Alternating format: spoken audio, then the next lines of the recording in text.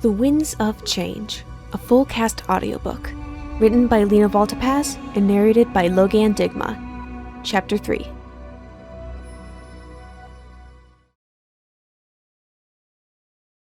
There's a roofed forest, said Pohatu, skidding to a stop. Sparks jumped from the ground at his feet, like birds from a falling tree. I saw various herbs and barely any light. It's around 200 meters from here. Finally, some good news. Kopaka said with a half-agitated, half-relieved sigh. I had to knock that thing He gesticulated toward Tahu's unconscious body. out again while you were away. Pohatu frowned. Well, I'm sorry for finding a safer place to stay. Kopaka pinched the bridge of his nose.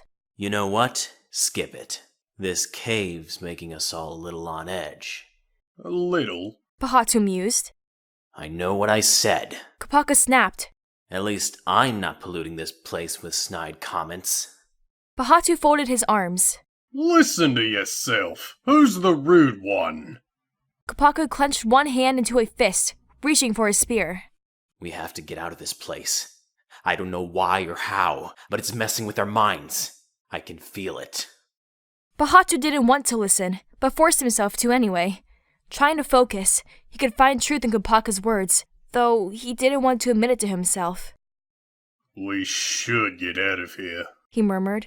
That's what I've been telling you this whole time. Kopaka yelled in frustration. Are you actually stupid enough to have figured that out just now? Pohatu felt a wave of anger well up inside. I meant I was agreeing with you. He said, forcing his voice to be calm. It was remarkably hard to do. I agree that we should leave this place to treat Tahu's wounds. Kopaka glanced at Tahu. Fine, but you're carrying him. Not when you say it like that, I'm not. Pohatu replied stubbornly. Kopaka gritted his teeth. You obviously don't understand. All teamwork involves leadership, and we need teamwork at the moment, in case you hadn't noticed. Pohatu nodded, mentally cooling himself off. All right, teamwork it is. Grab his legs and I'll take his arms. I just said. Kopaka closed his eyes, taking a deep breath. I'm deeply sorry. Something came over me, and I couldn't stop myself from— Let's talk more lifting. Pohatu said, holding up Tahu's arms. You can overwhelm me with apologies and self-hatred once we're in the forest. He hesitated. I don't know why I said that. Whatever happened to less talk? Kopaka said, his tone heavy with exasperation. Pohatu barely managed to push down his anger. Just pick up his legs. We have to get out of here, as you said. Fine. Kopaka muttered. At least Tahu's been unconscious for a while. Here's hoping it stays that way. Gali stared through the floor. That's impossible. She murmured. For Lewa to be himself one moment, and... She grabbed her head. No, it can't. It's not possible. Onua sighed helplessly. That's what I dearly wished were true. But in any case, it would be wise to put him into a place where he can't harm anyone. He said some dreadful thing about, as he put it, He shuddered. growing the pack. Whatever that means, I have a feeling it's not the explanation he gave. Gali seemed to regain her composure, at least slightly. That explanation being? He said he was referring to his pack, saying he had to stretch those abs sometime. You mean like a... Gali burst out laughing, and for a moment Onua thought she cracked from pressure. Luckily, the Toa of water reasserted herself. Typical Lewa. She said, even still chuckling. I wish I'd thought of that. An ab pack. Oh my. Onua laughed helplessly, not understanding the joke in the least. Anyway, we should take him to a safe place. Where do you think we should go? Gali thought to herself. Well, there are 3 places I can think of at the moment. There's the dungeon below the forge, which is the safest place he could be. The problem is, there's no way we can get there without going outside, which would be healthy for that thing, and unhealthy for us. I could dig a tunnel to there. Onua suggested. Without breaking anything on the surface? replied Gali. Sorry, but that sounds too dangerous. Onua looked at Gali. His stare was very deep. The danger is worth it to save our friend. That's what Toa do. What Toa do is protect those who can't protect themselves. Gali said. Burrowing underground in the dead of night, close to the surface where there could be a cave-in and Dakotans could be injured? That seems too risky to me. Lewa can neither protect nor control himself. Would he not count as one to protect just because he is a Toa? Besides, once he's safely locked... He stopped. Ending that sentence was tough. Once he's safely locked away, He continued. we'll be protecting the villagers from He stopped again, but forced himself to continue. him. Gali sighed. Yes, I suppose you're right. But let's check other options first, before jumping straight into the first choice. So, our second choice is the basement of this house. It's closest by, but not nearly... Behind you! Onua called suddenly. Gali whipped around, jumping to the side and narrowly missing a literal handful of claws. She cautiously kept her eyes on the now conscious wolf as she stepped to Onua's side. I didn't bring my trident, She said to Onua. Onua shook his head. Don't worry about that. Worry about The wolf cut him off, raking its claws across Onua's mask. Then the beast rose up on its hind legs, letting out a howl. Gali didn't waste any time. Spinning her leg around faster than a whirlpool, she kicked the wolf in the chest, knocking it over. The wolf snarled in response, but got to its hind legs rather than its forepaws. It shakily grabbed at its head, shaking it with such violence it was a wonder the beast didn't fall over from dizziness. Gali stayed still as she watched.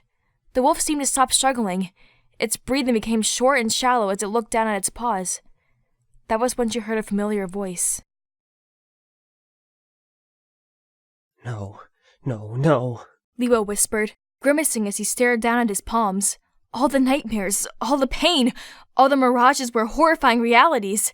Onua lay on the floor, his mask badly damaged. That was Lewa's fault. It was all his fault. Right back to where he had given help, where Kopaka and Gali didn't need it. And here he was, barely controlling himself enough to stare at his hands, barely holding on to his own mind. Lewa couldn't handle it any longer. He clenched his clawed hands into fists, collapsing to his knees, and he cried. I can't do this, He said eventually. I'm too weak for this. I'll hurt them. He stopped for a second. Whipping his head around, he saw a woman clad in blue. She had hurt him. She would pay the price. The woman took a step toward him, clearly planning to strike again. Lewa tensed. He stretched his claws, readying them for an attack. That was when he heard the woman's voice. Lewa? Is that you? He froze. How could she know his name? But no. A voice in his mind said, of course she'd know. She's Gali. All the jumbled pieces of his mind finally fit together as he took full control of himself. Right. He was Lewa, she was Gali, and Onua was completely forgotten in a corner somewhere. Okay, He managed to say. Gali's eyes widened. It is you! And she flung out her arms, charging toward him, undoubtedly about to attack him. Lewa shot his arms in front of himself in defense, ducking his head behind them. A few seconds later, he realized she was trying to hug him. Well then. Cautiously, Lewa opened his arms, fighting the urge to growl. With an expression of relief, Gali put her arms around him, hugging him tightly, and there was a fluttering in Lewa's heart. As she let go, he realized he'd been holding his breath that entire time. So, He said eventually, again startling himself with his own voice. could you or someone else, explain? Gali blinked. Well done. If I were in your place, I'd scream my lungs out. Lewa found this hard to believe. Gali never screamed. Kopaka screamed more often than she did. Nonetheless, he asked. How'd I get like this? I remember talking about... He closed his eyes in concentration. my six-pack? A wide grin spread itself across Gali's face. I'm just saying it now. That was the best pun I've ever heard from you. What? How in the stars was that a pun? Never mind, you need context for it. Onua can explain. Oh, right. He exists. He walked to Onua, who still lay on the ground. Lewa smiled. This one looked so helpless, so weak. He may have evaded him last time, thanks to the female, but that was a momentary setback. The large one would make a solid addition to the pack. The large Toa even welcomed his fate, smiling and waving. Welcome back, Lewa, he said. The wolf jumped back. That name again. Why did this creature keep insisting on calling him that? I'd get up to properly greet you, but I'm afraid that since my mask is damaged, I feel too weary to do so. The woman beside him gasped. You never told us that, she said, annoyed. The larger Toa shrugged. I awoke while you two were talking. Interrupting your conversation would be rude, so I figured I'd bring it up as soon as you were finished. So I did, and here we all are. The female let out a long sigh, beginning to walk towards the large male. She focused entirely on getting to him. The reason why didn't matter. Her back was turned. The time was right. Lewa slept. By the time Onua's warning had reached Gali's ears, it was already too late. Her back felt it would burn from the searing pain. She collapsed to her knees, holding back a cry of agony. Lewa's hand roughly grabbed Gali's shoulder and pushed, forcing her to the ground. Don't be afraid. Lewa, no, the wolf said. Only the change hurts. But then you'll feel more free than you've ever felt in your life. Gali didn't answer, trying to get up. Her injured back didn't help her. The wolf smiled, holding out a clawed hand. Let me help. I'll lead you to the light. To Gali's horror, she found herself beginning to nod. No, she said, shaking her head sharply, partially to stop herself from nodding, but mostly to clear it. No wolf's going to kill anyone on my watch. Okoten, Toa, whatever. I won't She jerked her leg straight. let you kill The force propelled her forward, anyone! and she landed right onto the wolf's body. Her hand flailed around for a second before she grabbed Lewa's malformed mask of jungle and tore it off. The wolf didn't howl as she'd expected.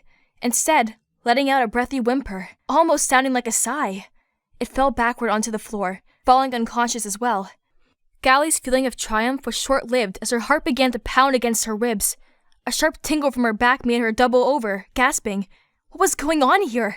Surely it wasn't what the wolf had described. She turned her head, and what she saw confirmed her fears. Shining brightly, the moon twinkled in her eyes. Come on, come on. Kopaka muttered to himself. So far, he and Pohatu had carried the unconscious Toa of Fire around halfway from the cave to a nearby forest, the canopy so thick hardly any light could shine through. Usually, he wouldn't like this, and he knew Pohatu hated it even more. But neither one complained. Not until now, at least. I think I see him stirring.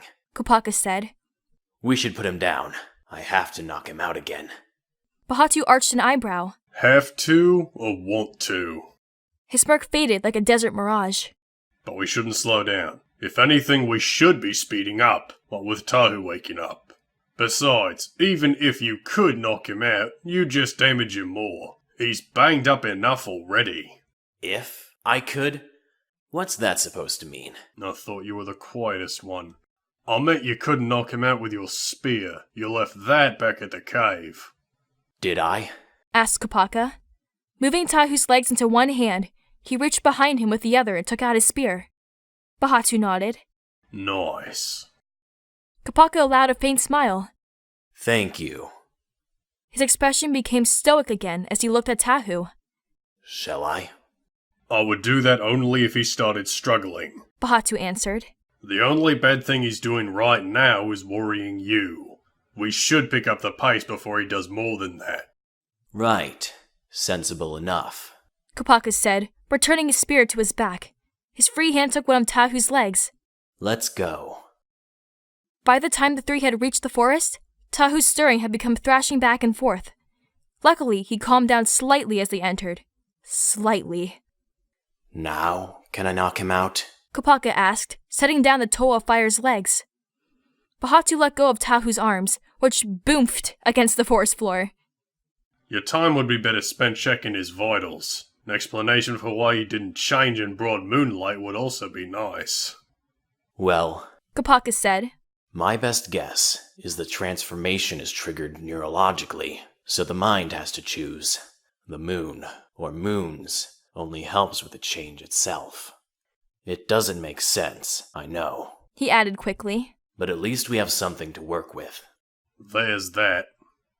Kneeling down, Pohatu began to pick some plants from the ground, examining them closely.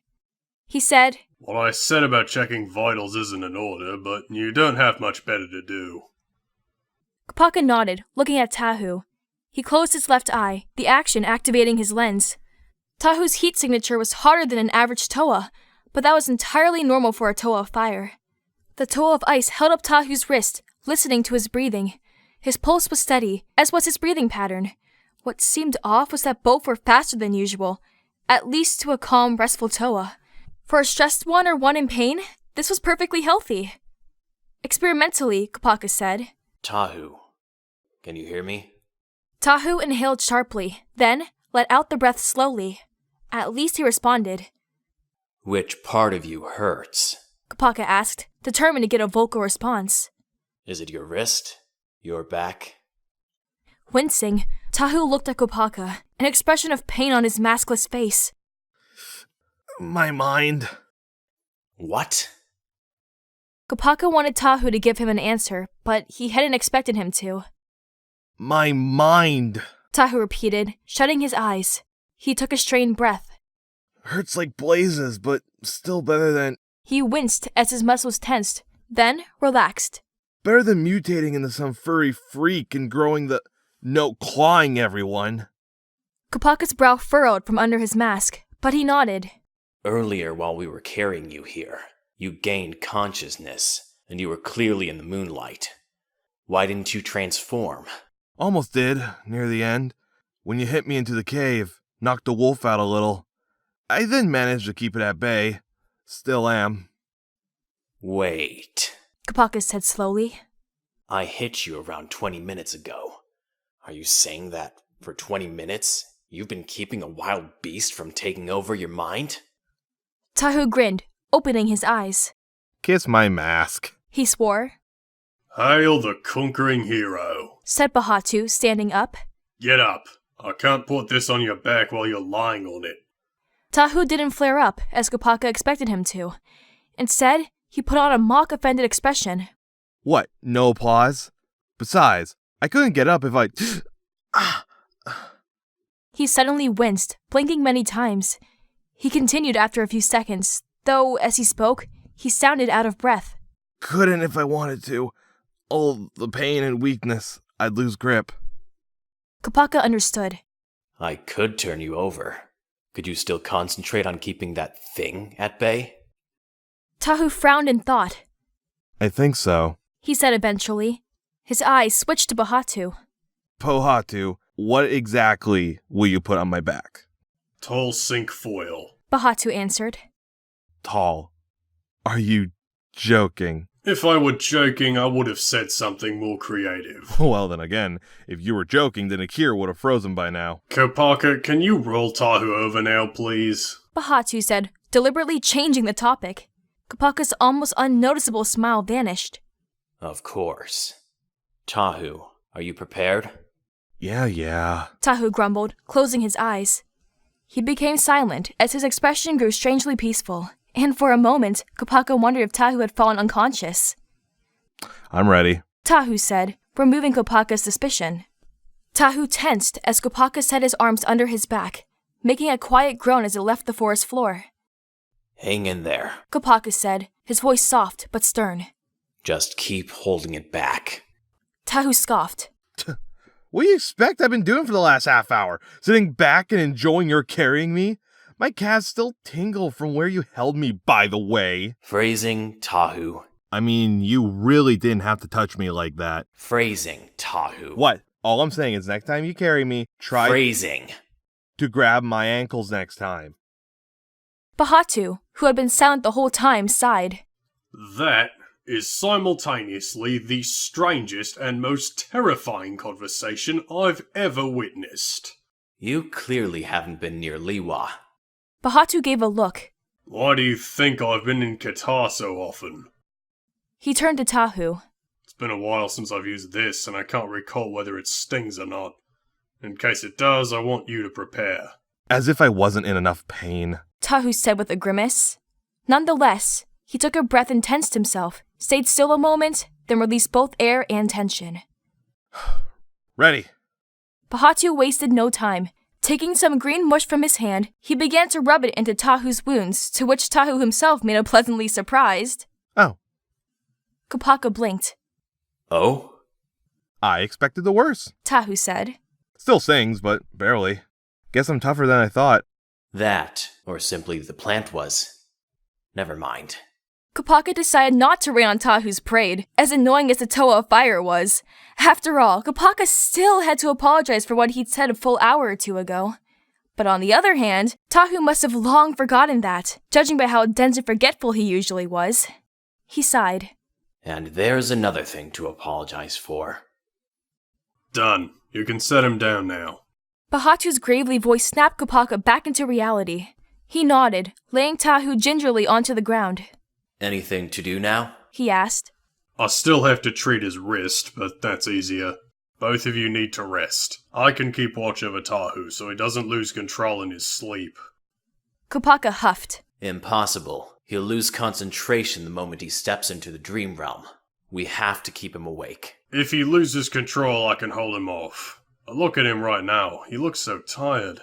He's also here in front of your faces, and he'd like it if you stop acting like he doesn't. Pohatu sighed. Our apologies. What do you think of this? Actually, I'm with your idea. Tahu said. I'm not sure how, but I feel like I can do this. Yes, I can rest and sleep. Sleep requires a lack of consciousness, Said Kopaka. and you need to stay conscious to keep it at bay.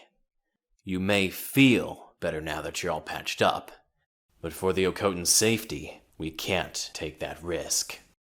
Tahu gritted his teeth. Even though he was maskless, that somehow made him appear more intimidating. Look, I know myself better than you know me, and none of your scanner scans can change that.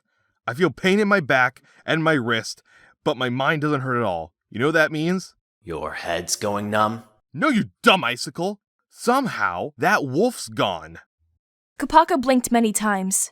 I'm sorry, what? How's that possible? Tahu rolled his eyes. I said somehow, didn't I? It has to be the sink foil. Pohatu said suddenly. Tahu, take a nap, will you? Well, Tahu said, quite put out. that's one way to talk someone out. I mean, it's more creative than jump in a lake, but still. No, literally, I really want you to jump in a... No, I literally want you to take a nap. At least try. Oh, fine. Closing his eyes, Tahu relaxed. His breathing became quieter and longer. Before long, the dim glow in his eyes began to flicker underneath their lids. He had begun to dream. Kopaka stared at the sleeping Toa, quietly remarking, That was fast. He's exhausted. answered Pohatu.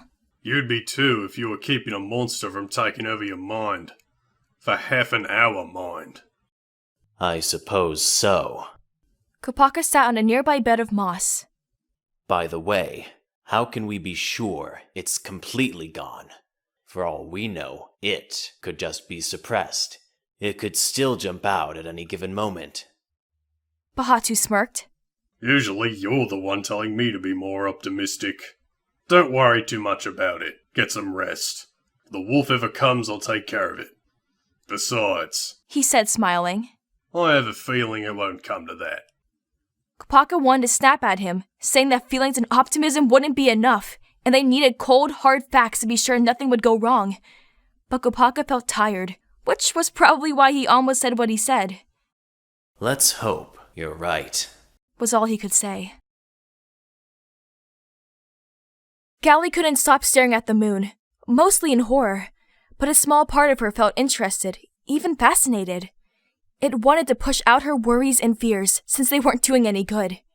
They were filling her head with nonsense about losing control. They had to go if Gali was to grow the pack.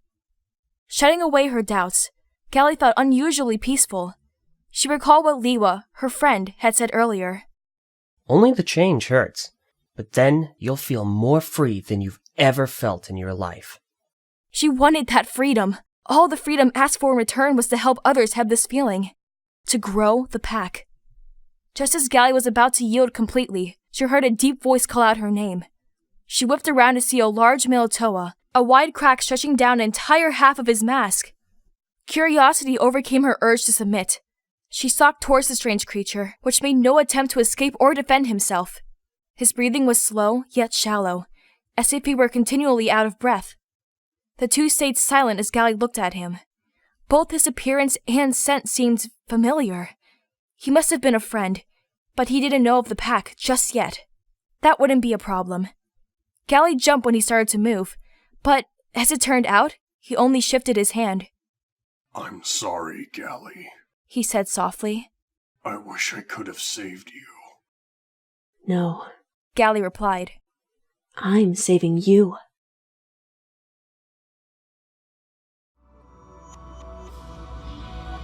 End of chapter 3.